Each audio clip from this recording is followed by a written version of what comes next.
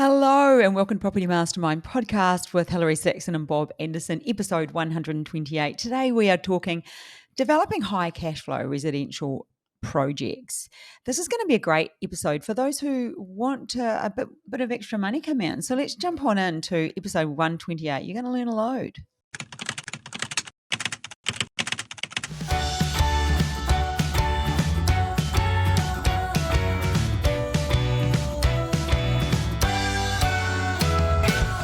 Hello, welcome to episode 128. As I said, developing high cash flow residential projects. Bob. Yes. Welcome back to the podcast. Thanks. This is podcast 4 for you today. It is podcast 4 to me today. The first one with you and I, but you've been doing them with other people. Oh, I know, I'm hot property at the moment. Everyone wants to interview me on their podcast. I've been in Canada, I've been all over. So it's a bit of action for me at the moment. Yeah. I don't know why. Podcast heaven. I think I'm just like super interesting at the moment for some reason. Hey, we've got the dog on my lap. So if you hear some really crazy heavy breathing, and whimpering, and it's this little white fluffy thing sitting on my knee because we had to do a take 2. She was whinging. I know. Don't start about the dog. Oh, let's see how we go. Yeah. We've had to do a restart because she just started whinging. Anyway, Bob, what's your tip for the week? Ooh. Yes. Get your Christmas shopping done early, like a week early at least. Because I had a good day today. You might have noticed me slipping in and out a lot. Mm. So I've knocked over quite a few things on my list of pre-Christmas. And so I'm not rushing around at the last minute like I often do. Mm. Well, I hope I'm not. But I punched a big hole in it today. So was there anything in amongst your shopping that was for Hilary Jane? Oh, no comment. Oh.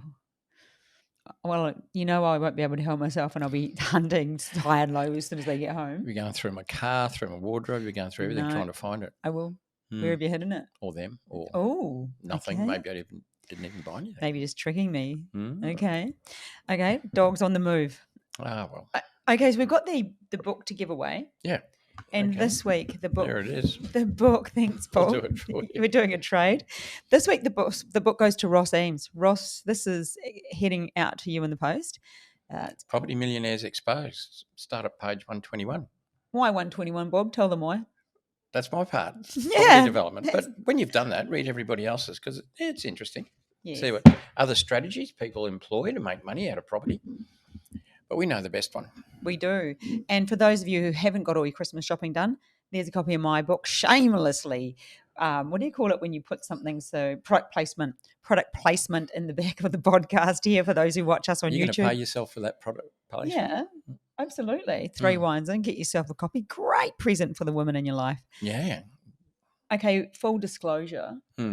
I didn't get organised with the podcast this week. Well, you've been too busy doing your own potties. And so I do have notes. That's okay. I've got a few notes here. So what was the reason behind the high cash flow residential projects? What inspired you for this podcast? I just wanted to do something a little bit different. I mean, we're always talking about development. And typically when we talk about development, we're talking about the 3 main things, land subdivisions, townhouses, and maybe apartments, but maybe not straight away apartments. And look, they're good. Most people, when they develop and sell, and therefore get a cash profit. Yeah.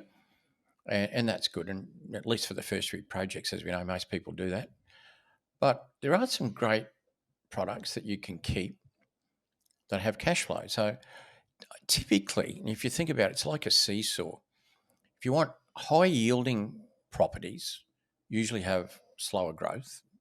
And then properties that have high incomes usually have low growth. It's pretty hard to find investment that has high income and high growth as well.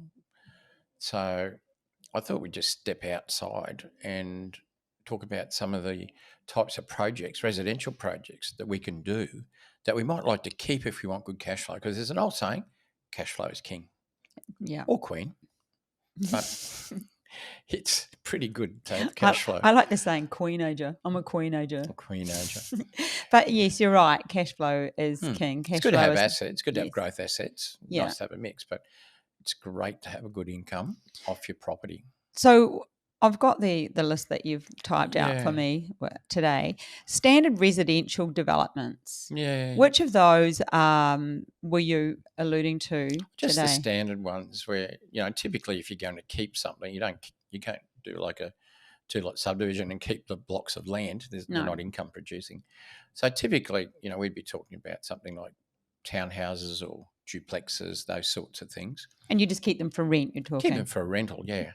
Yeah, and as I just said, often people sell their first future projects, Mm, build up some capital, and then they might start to keep some. mm. They might do a duplex and keep one and sell one. They might do a 3-pack and keep one and sell two. And slowly over time, you start accumulating them and holding them, and that's good.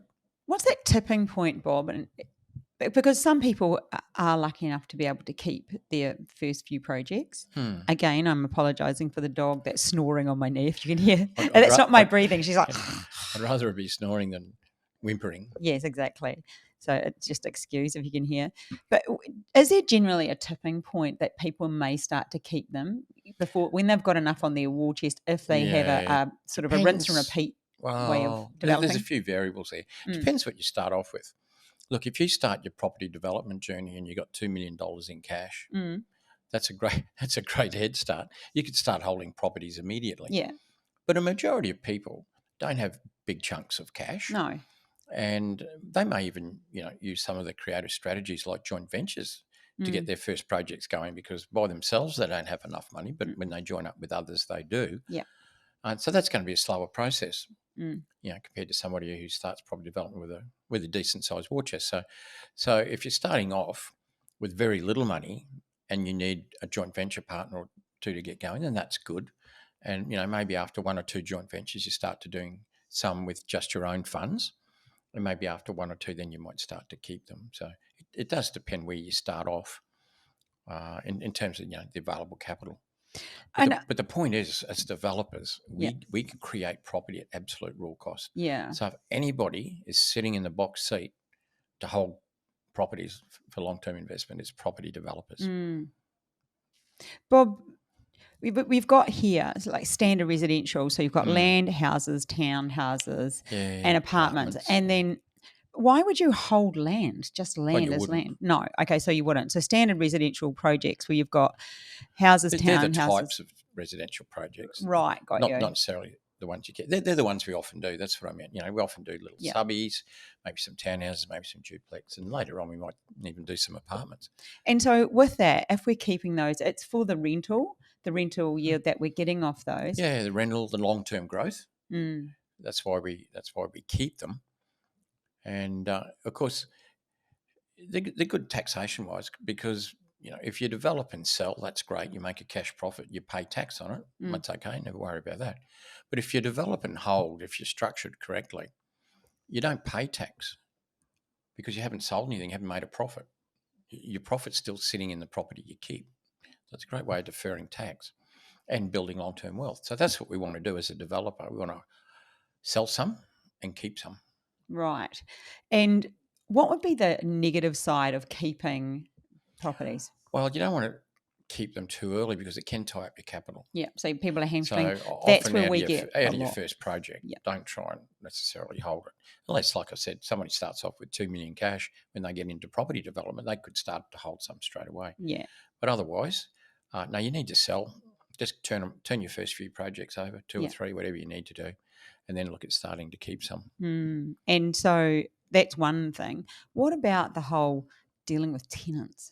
Dealing with tenants. I mean, that's gotten more and more difficult over time, hasn't it? Well, a lot of legislation that's been changed over the years is very much in the tenant's favour, not the landlord. We know that. But the thing is, as property developers, if we develop a property and keep it, it's a brand new property. It's got lots of depreciation, non-cash deductions, which really helps our cash flow. And we tend to get better tenants because they're brand new properties. Right. So, if you're building decent properties in good areas, you generally get better tenants. If you've got an old, crappy old investment, leaky roof and everything else in a not so good suburb, you're going to get not the easiest tenants. And I suppose there's way less maintenance cost when we've developed them ourselves because brand new. there's not going to be the issue of old needing repairing, which can be taxing. No, and all that depreciation you get, particularly in the first 5 years, is really helpful. So that's great.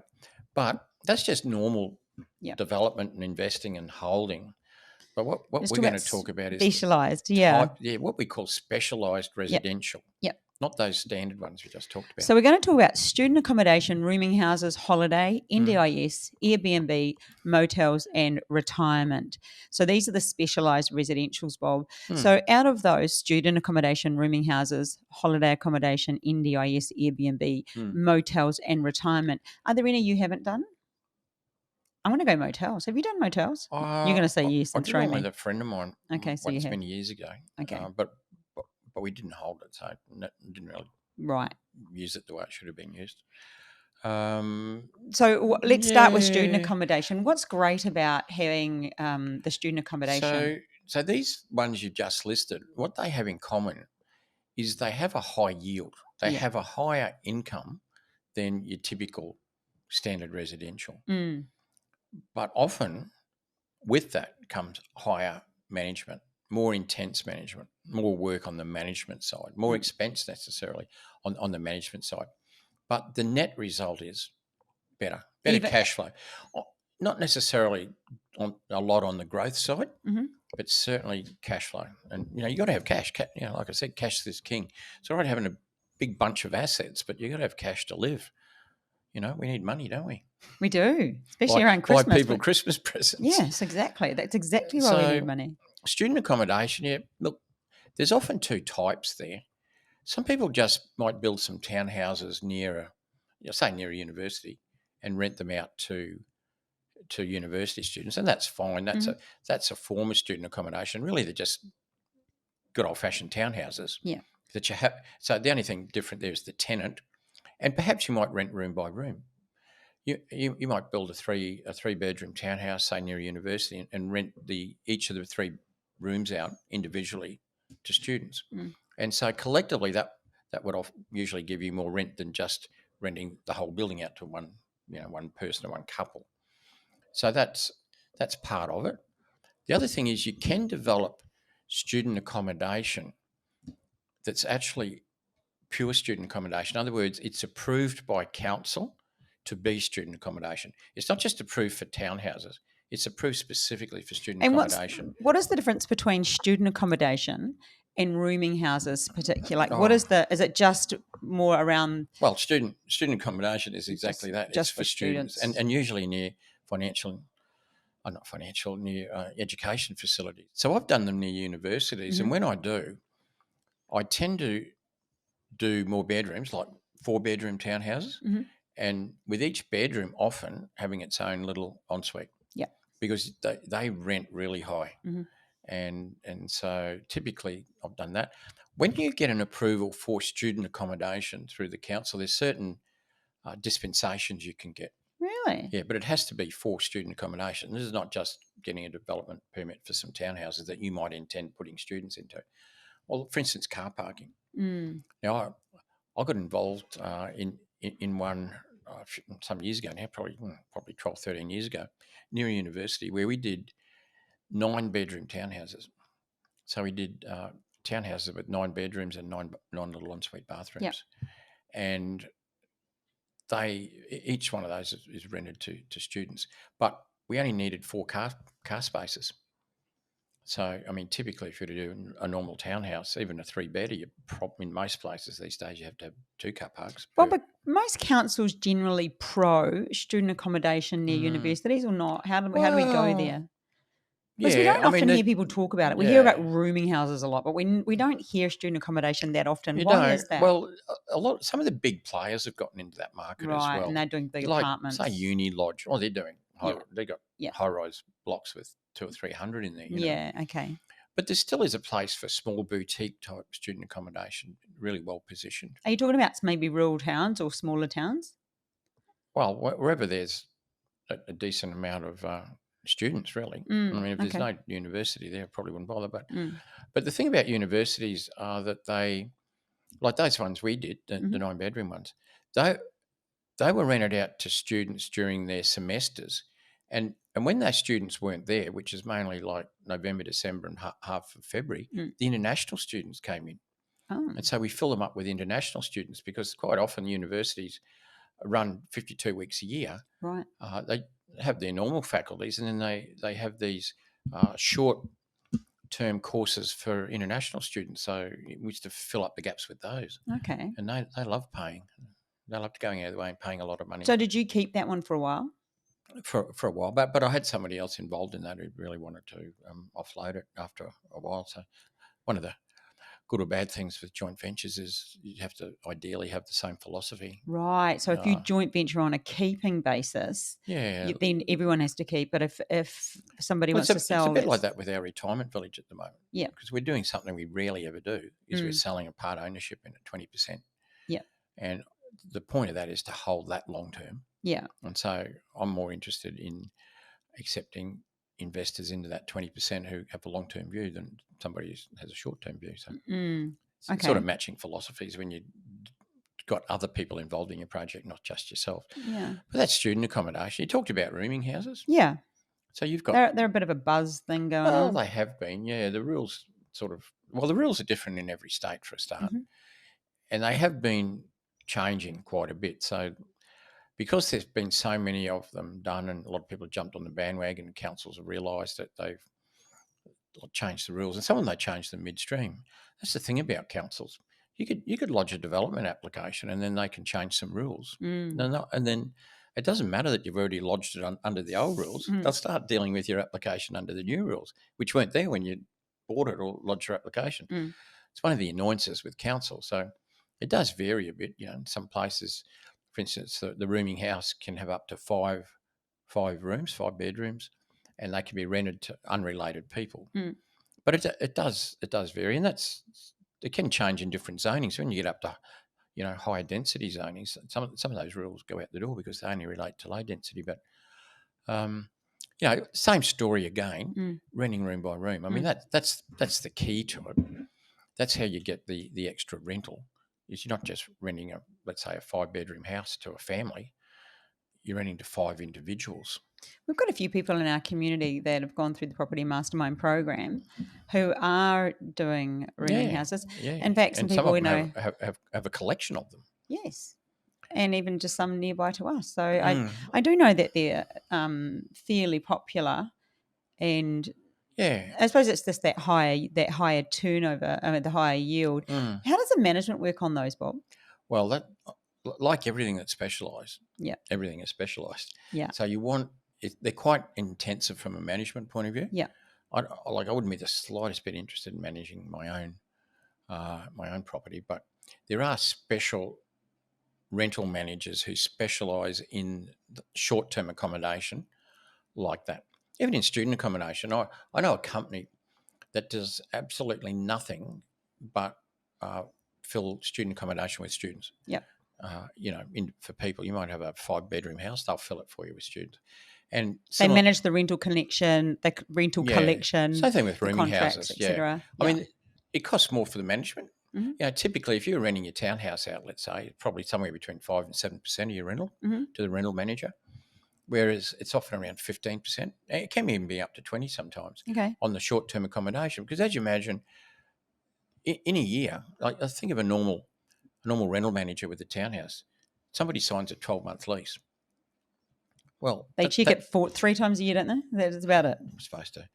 But, I mean, they only deal with one tenant then. Yeah. The whole year's just one tenant. But if you think of something like a rooming house, well, you've got 5 different people in there instead of one. And it depends on the sort of turnover in terms of how long people stay. Yeah. So it is intensive in that respect. And, the cleaning is different. There's a whole heap of things that are different anyway. Yeah. But the yield's higher. So you're getting a higher yield. You might be, you can be netting, 7, 8, 9%. I mean, it just depends. The difference between gross rental and net rental, of course. Yeah. Don't get confused there. And what about holiday accommodation, Bob? And we're not talking Airbnb. We're just talking. So, what's the difference that when you've written down holiday and Airbnb? What are you alluding to there? Well, Airbnb really can be anywhere. Yeah. I mean, we know some people who've got rural properties that do Airbnb. Right. Regional properties that do Airbnb. Yeah. I'm talking more about holiday destinations, I guess. Okay. When I'm talking about holiday rentals. I have had holiday rentals, and I've got to tell you, I didn't really like them, and I eventually got rid of them. What was the reason that you didn't like them? Just the whole management side of it. Even though I had an on-site manager, Yeah. You got to get on really well with the on-site manager. Yeah, actually, but I know this story, Bob, because I know where you're talking, and I know that you did some renovations and completely changed it and did the whole went down the Bob Anderson that was do a it first different and one, but yeah, ask for yeah, it's better to ask for forgiveness than permission. Oh, so this is a different one to that one. Okay. But you're right, I Yeah, did. you did. Yeah, I can imagine. Yeah, you might have wound them up a wee bit. I did wind up the body corporate manager somewhat, and thoroughly enjoyed it. Mm. But that's about 15% off and on management there. Yeah. You've got to keep your furniture up to date. You've got to change it sort of regularly Well, because so what it is the cops are net? hiding. You can imagine. What is the net yield? Oh, look, it varies a lot because it does depend on your occupancy level, which depends a lot on two things. What is your holiday? Is it a house? Mm. Is it an apartment in a resort? I mean, there's a lot of variance in what holiday accommodation can be. Yeah. I've had like apartments in resorts typically. In fact, I picked one up actually. It's a bit of, anyway, that's a story in itself. I traded a Rolls Royce I had at the time on an apartment on the Gold Coast, and I don't know who got the best deal really. The guy that got my Rolls or the unit, because the unit turned out to be a real pain. I didn't really get on with the manager of the resort, and so in the end I went. It's so not like you, because you actually normally would get on with most people. What did they do that was normally. irritating? Yeah. I just can't remember. They were just irritating. Mm. But ended up like having to get an external agent to rent. Yeah. And that's not always as effective. And your on-site manager usually makes it hard for external manager. Anyway, after a while, I disposed of it. But holiday accommodation. Look, it can be okay. It's never really worked for me, and it's not something I want to go back to. Yeah, it sounds to me like you're not fully into it. There's other things I prefer. Yeah, and then we've gone to, let's go down that Airbnb road. If you were to build a property, would you use it for Airbnb? Is it a great it could, well, it can strategy? Well, look, Airbnb can be. Yeah. I mean, if you get the right property in the right location, it can run its head off. I know we talk about Connie on the podcast. She's got a cracker. And your annual rental can be fantastic. Yeah, it is intensive from a management point of view. It just depends on the property itself. Sometimes if they're within a complex where you've got a lot of investors in that complex and you've got on-site management, they can sort of try and make it a little bit difficult for you. But really, you can get around that. What if you were to develop a duplex though, and decide to use that as Airbnb? Well, I mean, you could, particularly if it's well located. I mean, it could be a duplex near a beach. It could be near the city. I mean, you could have a one-bedroom apartment that's really well located, near the city on a river, or around restaurants. But that's more of a purchase. You're not going to develop a one-bedroom apartment. No, you're not. No. But I mean, they make good B&B, so it's going to be. I mean, you could. You might do a small. You can do a 4-apartment block too. Or 6-apartment block, or a 4 townhouse block. But in the right location. Look, even regional. Like you talked about, Connie. Yep. Some sort of nice regional areas can go really well with an Airbnb. Yeah. And then we've got NDIS, which we talked about last week with mine. Yeah, well, we have talked a bit about that. But that's a great cash flow. And different. I mean, your tenants' leases are basically underpinned by the government, you could say. I mean, they're not going to dump the NDIS scheme. They'd probably love to, but they're not. Nobody can do that. You're not going to do that. They fiddle around the edges and so forth. It's a changing environment, the NDIS. But I mean, it is a great income, as you well know, with yours, and that where you did that project in Perth, joint venture with a good friend of ours, a good builder. I also know of somebody else who went through our mentoring program who had purchased an NDIS project, and they were very lucky too. So they didn't develop it themselves. They will be able to now because they Yeah. know what they're doing. Yeah. But that's going to work out very well for them, isn't it? Yeah, yeah. And look, Yeah. it's fraught with issues, NDIS. Yes. I think we talked about it last time, but Yeah. I mean, from a design point of view, you got to get it absolutely compliant, and they check the building before they offer any tenants. It's got to tick every box, and some people have built these things and it hasn't come up to scratch. You were just talking about the strict rules around NDIS. Are there similar rules around rooming houses and student accommodation that are quite specific to measurements and size and stuff like that? No, not to the extent of NDIS. I mean, Right. there's obviously town planning regulations around things like rooming houses and Yep. so forth. NDIS, it's the compliance, the design and the compliance. You can't be a millimetre out. I mean, if they No. say a passageway has to be a metre and you're 999 centimetres, or I should say 99.9 centimetres. How's your maths going, Bob? Yeah. Divided by 10. Yeah. You won't get through. I mean, Yeah. that's how. And the other thing is getting the tenants, the SDA providers, to actually like your project, to supply the tenants, supply the people to live in it, and that can be a problem, getting them on side. So you're fortunate that you're well connected through your joint venture partner on that. Yeah, for sure. And so that was great. But yeah, there's been plenty of people who've developed NDIS and ended up with a very expensive unit that they just can only rent out to the just to the normal market. Yeah. Because it costs a lot to fit them out. So let's go move on now to motels. We talked a wee bit about them. So developing motels. No, probably not what's something somebody will do first up. No. But motels can be, in the right location, a cash cow. They produce quite a high yield. Depends on the occupancy level of the motel. Yeah. And the way it's managed, the way it's marketed and so forth. But you could develop a motel and put somebody in on the leasehold to operate it. Right. And just own it and get the head lease yourself, same as you do in hotels. So what would the return on that be, sort of thing? Well, how does that work? You probably, well, if somebody can get somebody in leasehold can get the occupancy right up, I mean, a motel could show 14 to 18%. Really? Off the top, yeah. But they're intense. I mean, a lot of motels have live-in operators who have long hours. Yeah. My hotel might be open till 7 or 8 o'clock at night. Remember last year we went on that holiday and we stayed in that small town not far from Benalbo. Where were we there? Anyway, yeah, where was there that? was quite a few motels. It was like rural Australia, so you're pretty limited with your options. And the interesting thing was there was only pretty much 2 rooms left in the whole town that night. That's right.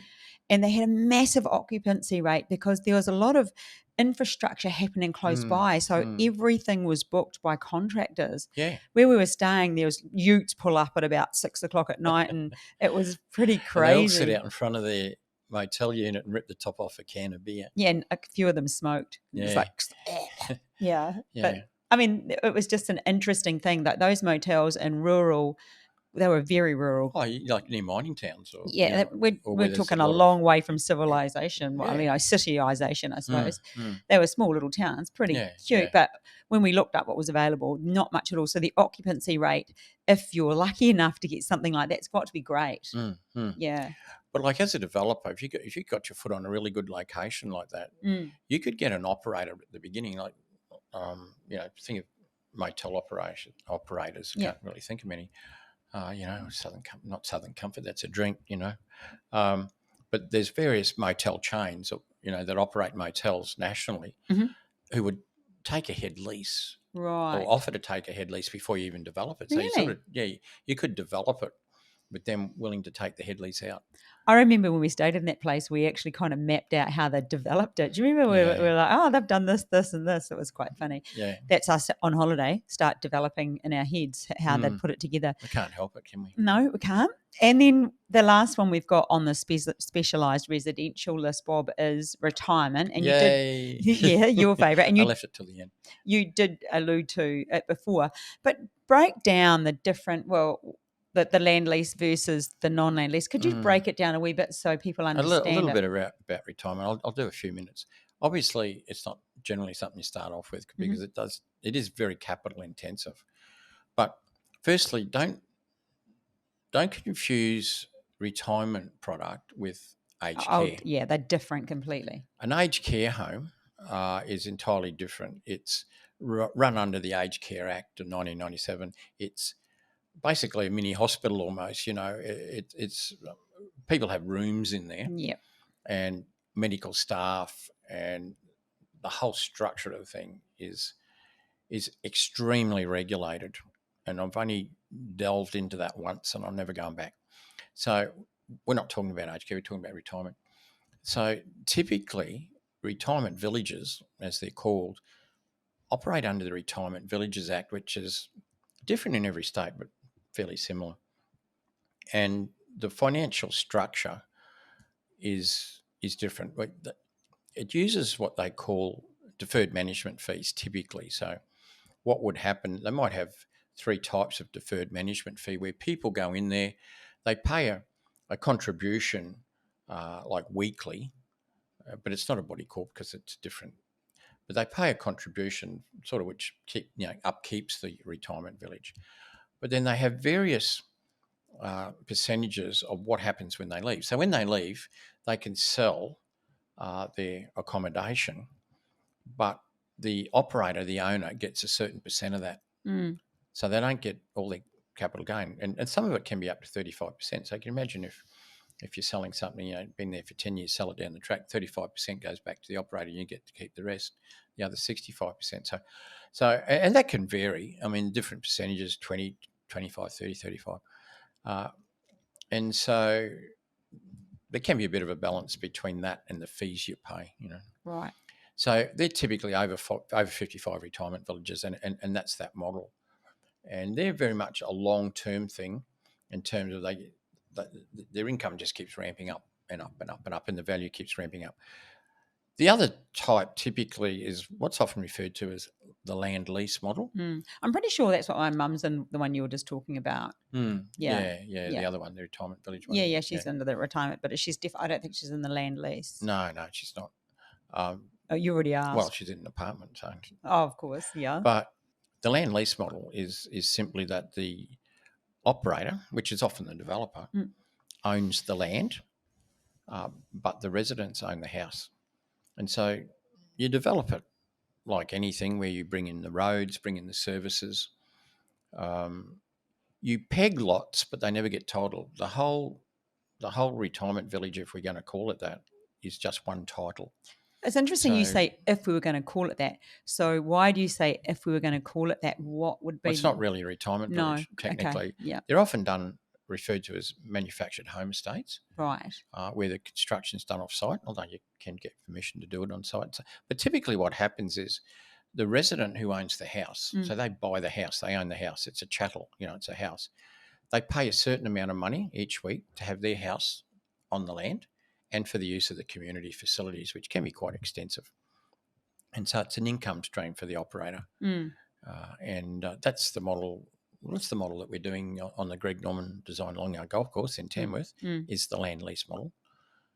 So that one's 99 houses, as you know, because you're part of that. You're an investor in it. So, Bob, what is because people would probably be interested, what is the yield on a retirement village? Well, I know people. Well, you can't work it out because to have a yield, you have to have a value.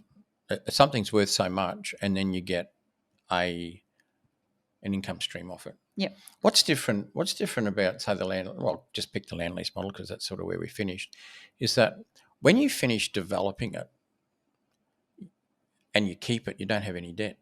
Yes. So you can't do that. If you were to do 99 townhouses, and keep them for rental, you would probably owe about 80%, which is sort of what it costs you, So you'd have 80% debt, 20% equity, and you'd rent them out, and they'd be probably around cash flow neutral, maybe.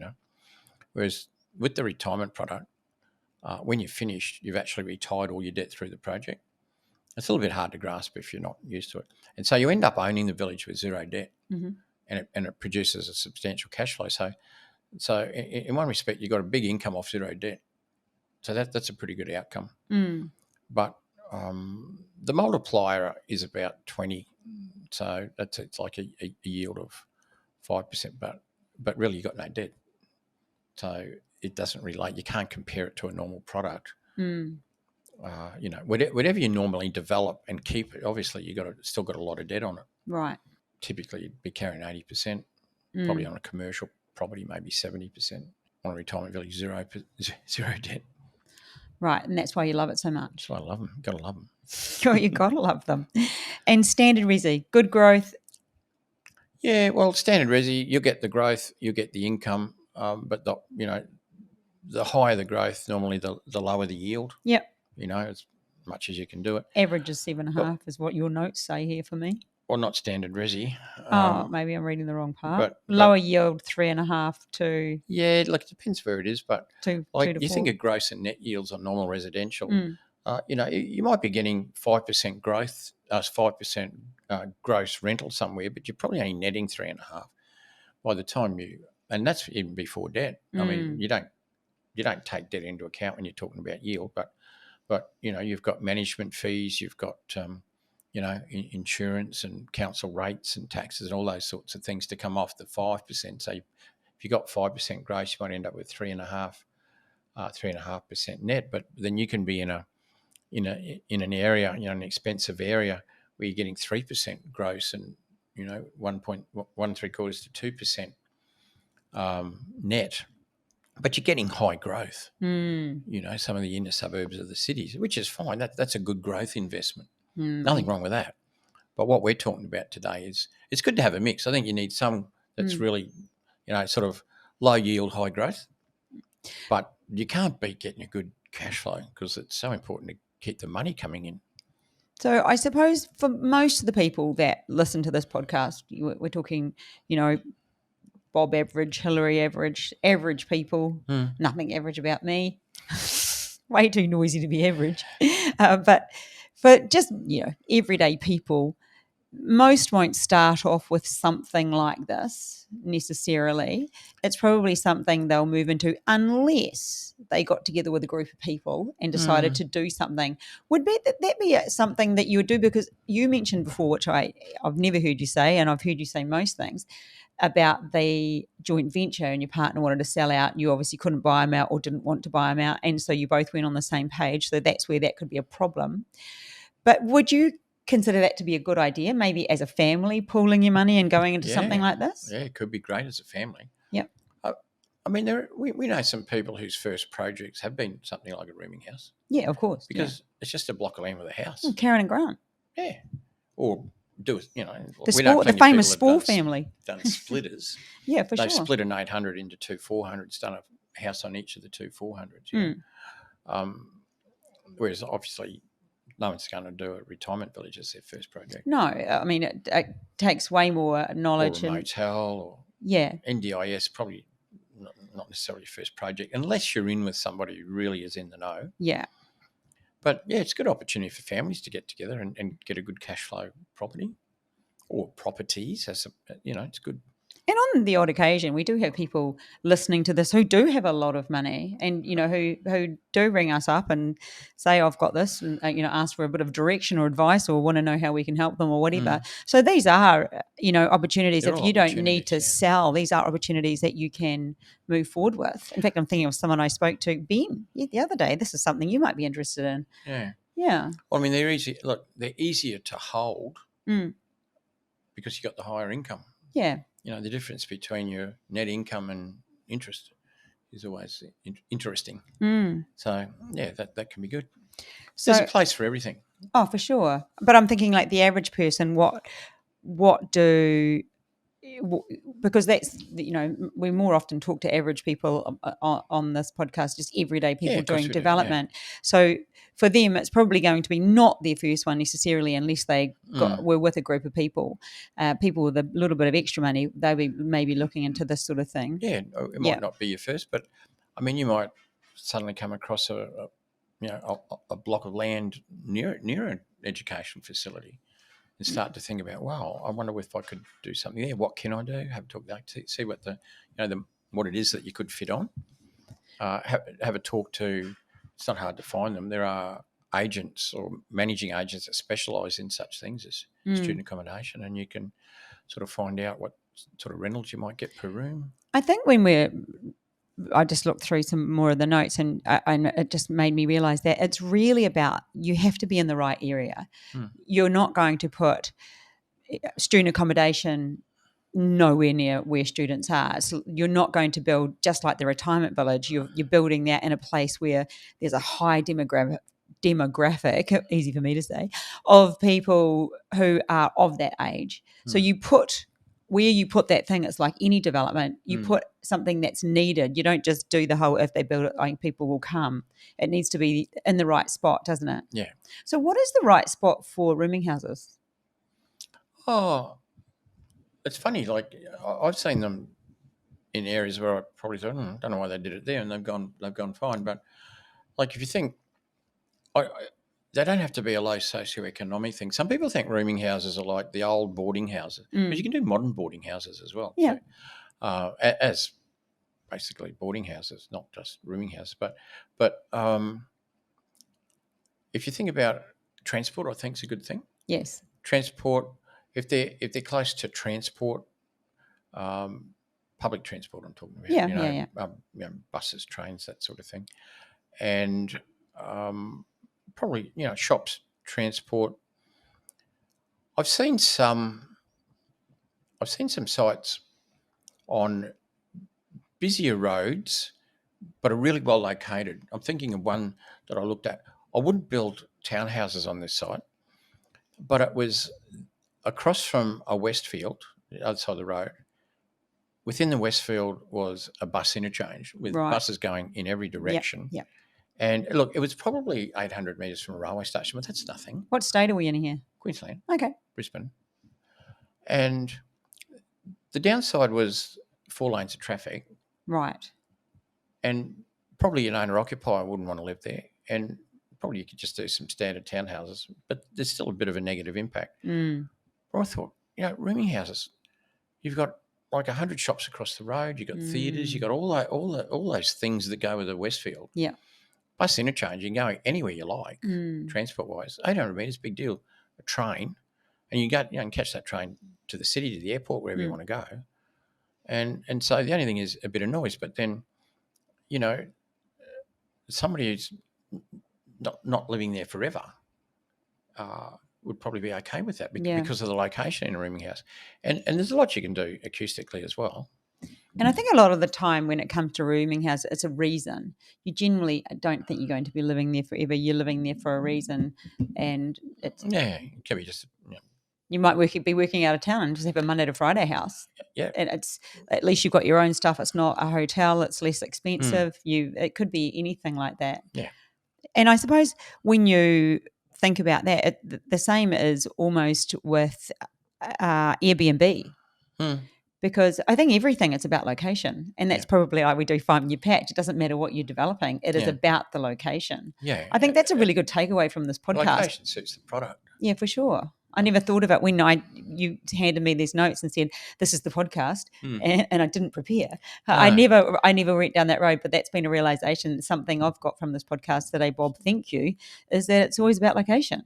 Yeah, and it's not the same for every product. No, like if you're going to build some retail shops, and you found a site on a road that's 60,000 cars a day, it'd probably be incredible. As long as you can get access, ideally a corner lot. Yeah. Because think of the exposure for the retailers in there. Incredible. But you wouldn't build owner-occupier townhouses there with 60,000 cars a day. No one would buy it. No.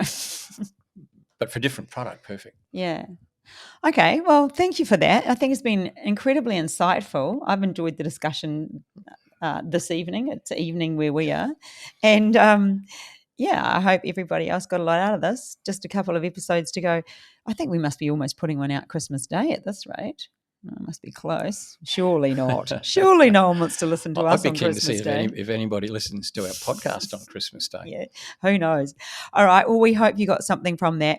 Just a couple of reminders. The book's going out this week. 3 Wines In. Still time to get your Perfect copy for Christmas Christmas, present. or Any some ladies light, in your life? some light reading over the new year, or even for men, they can read it. It's a great book. I enjoyed it. Yeah. Bob did some editing for me. And also, if you're interested in learning about the equity opportunity in the retirement village, you're welcome to reach out for me through our website, or Hilary at Property Mastermind, or admin at Property Mastermind. Probably should go there. And then just anything else that you might want a hand with or you're interested in, feel free to reach out. We're pretty approachable. And we're coming to the end of the year. I'm pretty excited. So we will catch you next week. Bye. Bye now.